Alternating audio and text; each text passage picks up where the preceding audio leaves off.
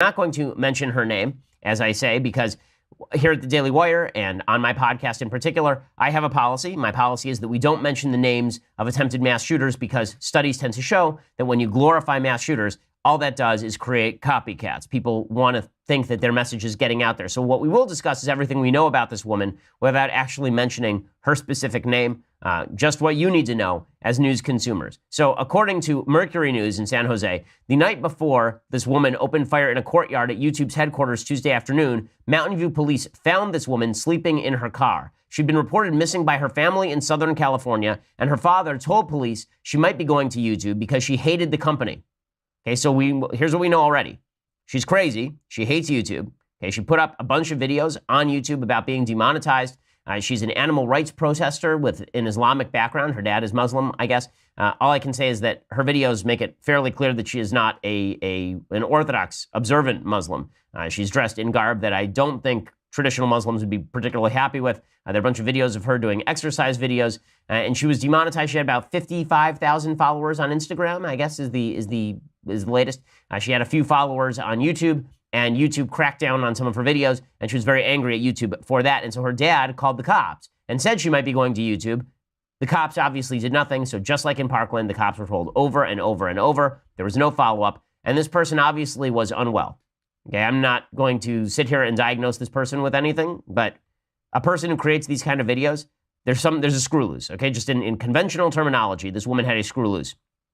After this guy, the father, called the police called the family at 2 a.m. Tuesday to say that this woman had been found and that everything was under control. But hours later, this woman was dead of a self-inflicted gunshot wound after shooting 3 people and causing an afternoon of terror at YouTube's headquarters. In an interview Tuesday night with the Bay Area News Group, this woman's father said his 38-year-old daughter told her family a couple of weeks ago that YouTube had been censoring her videos and stopped paying her for her content. She was angry, he said in an interview. It wasn't clear Tuesday night what Mountain View police knew about her history with YouTube. A police spokeswoman confirmed that officers had found a woman of the same name asleep in a vehicle early Tuesday morning in a parking lot, and the officers made contact with the woman after the license plate of her vehicle matched that of a missing person out of SoCal. The woman confirmed her identity and answered subsequent questions. At the conclusion of their discussion, her family was notified that she had been located. So according to her dad, his daughter was a vegan activist and animal lover. As a youngster, she would not even kill ants that invaded the family home, instead using paper to remove them to the backyard. State records show she had once established a charity called Peace Thunder, Inc., which sounds fantastic, to educate people about animal cruelty, environmental pollution, and other causes. So she's a left-wing activist with an Islamic background, and she was a vegan. And she made weird YouTube videos. And these videos are really weird. And again, I'm not going to show you the YouTube videos because I don't think future shooters should have it in their mind that the media are going to give them the sort of coverage they seek if they go and shoot people. So according to this woman, she was actually quoted by the San Diego Union Tribune at a PETA rally in 2009 outside Camp Pendleton, the People for the Ethical Treatment of Animals. And she said, "For me, animal rights equal human rights." She told her family that YouTube had stopped paying her for the content she posted to the site. YouTubers, of course, can receive payment if their videos have been monetized. She was prolific on social media. She posted videos and photos on Instagram, Facebook, YouTube. It's very weird. There's strange workout video clips, graphic animal abuse videos, and vegan cooking tutorials. But a bunch of her latest posts show evidence of her growing frustration.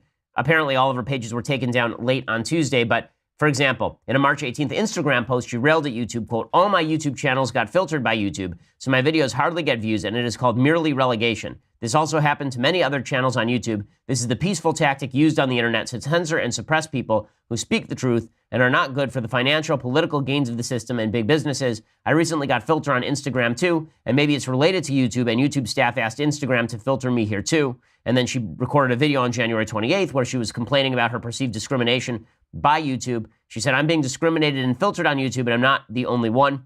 They restricted my ab workout video, a video that has nothing bad in it, nothing sexual." She has at least 4 YouTube channels, one in English and then others in Farsi and Turkish as well. So the original story that was coming out of the police department is that this was a woman who was angry at an ex-boyfriend, and so she went into YouTube and started shooting up the place. It is now clear, or at least becoming clear, that there's not a lot of evidence for this, that it seems more likely that she had a vendetta against YouTube and she decided to just go and start shooting. The family apparently came to California from Iran in 1996, and apparently this woman was living with her grandmother, and she was always complaining that YouTube ruined her life. So apparently nobody knows where she got the gun. It was not a rifle, I believe. I believe that this was a handgun. And that's what we know about this woman. She would have turned 40 in 2 days. And again, she had problems. It's very clear this is a woman who is mentally ill, right? And she said in one video, quote, "They want you to be their sex slaves and not think outside the box they designed for you. Your knowledge is their enemy." This is what she said about YouTube. Her family said she'd been making a living as a YouTube personality. So here's what comes out of this. First of all, the entire left, as soon as the shooting went down, said, okay, this obviously means we must have gun control, because when you're a hammer, everything looks like a nail. Every single thing looks like a nail. And in this particular case, the hammer doesn't fit the nail, because it's pretty obvious that this woman had serious problems. It's not clear where she got the gun yet. We don't know the answer. Depriving me of a gun would not have deprived this woman of a gun. At least we don't know that a blanket gun confiscation would have done that. This doesn't appear to have been an AR, and so this isn't going to be top-line news for the media for much longer than 24 hours. It would have been top-line news if this had been an NRA activist. It would have been top-line news if this had been a devotee of the Ben Shapiro show. But since this person is a weird person with mental illness and left-wing leanings and a Muslim background, that means that this is not going to be news beyond, the next 5 minutes. The media is going to bury this one. We'll get right back to Parkland, which has a nice narrative that the media can glom onto, ignoring, of course, all the facts about what happened in Parkland, where the FBI ignored warnings and the local police ignored warnings, and then the shooting happened anyway. So look for this shooting to hit the back pages in about 5 seconds flat, again, because it doesn't promote the agenda that folks want it to promote. The entire left decided that they were going to jump immediately on this as it was happening. And this is one of the problems with social media, places like Facebook and YouTube and Twitter, is that people react immediately to all of this stuff as soon as it happens, right? As soon as it happens, people are reacting without reference to reality. So Michael Ian Black is already tweeting he wants to take away all the guns. The comedian is tweeting that he wants to take away everybody's guns. He's coming for our guns. Why? Do we even have the facts? No, we don't have the facts, but the narrative must be purveyed at all costs. And then folks on the right are saying, well, maybe this woman was a religious Muslim. Maybe it's a terrorist attack, based on the initial report that it was a woman in a headscarf who walked in. So nobody actually waits for the facts to come out. It's important to wait for the facts to come out, because if you don't wait for the facts to come out, you screw things up.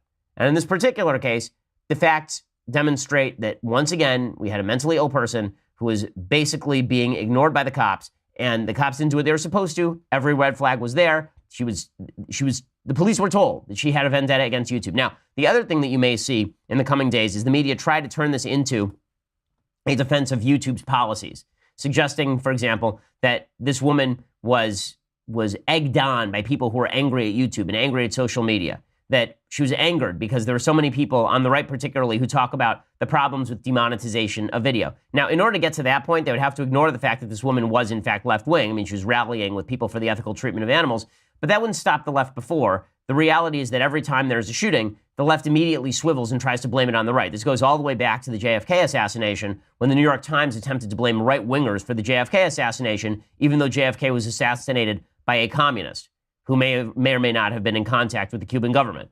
And they tried to blame it on the right. They suggested it was America's collective guilt. You may see that emerge in the aftermath of the shooting, but now you know what you need to know about the shooter. And again, it's pretty clear this does not fit into the narrative that the left would like from all of this. Now, what would have stopped something like this? Presumably a gun violence restraining order if she obtained her weapon legally. So some of the stuff that Marco Rubio is pushing, right? Some of the stuff that's been pushed by David French over at National Review, the policy that suggests that family and friends could have gone to a judge and said, this woman should not have guns because she's a danger to herself or others. That would have stopped her from getting a gun. What else would have helped? Well, if the police had followed up and ensured that this woman did not have guns after it turns out that she was sleeping in her car and ranting about YouTube.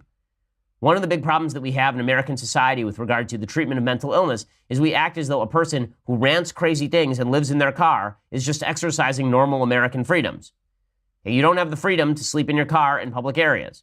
And you don't have the freedom to be deeply mentally ill and a danger to yourself or others. And the ACLU has made a cause, a crusade, out of ensuring that, for example, homeless people get to sleep on the streets of Los Angeles.